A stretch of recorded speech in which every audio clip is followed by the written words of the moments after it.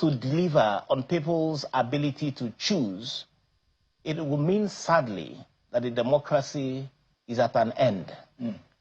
And I do hope that members of the National Assembly understand the deep implications of these particular provisions. But what worries me as well is that even if the National Assembly doesn't pass this, it's close to the next elections. The current Electoral Act, 2022 Electoral Act, gives INEC powers. And it was this same time in 2022 that INEC issued notice of elections. So we must ask the question, INEC, there is an existing act.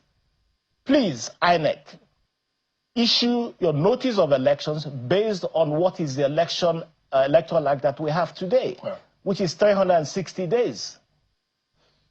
If you look at it, Mr. Nwakwo, are you worried? Because time and time again, it has now become a phenomenon in the National Assembly where people are now doubting what is agreed and what was passed.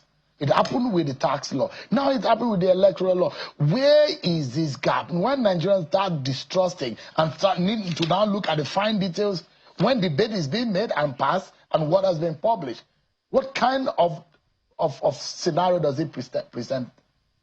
It happened with the Electoral Act. It happened with the petroleum PIB. It's happened with quite a few bills. And I think it was a major issue even at the beginning of this Fourth Republic. I can't remember the particular incident where it appeared, and it was an accusation against the then Senate president. I think it was Evans Enwerem or somebody. And it became a major impeachable offense. So it is worrying to see that the integrity of our legislative process is being questioned.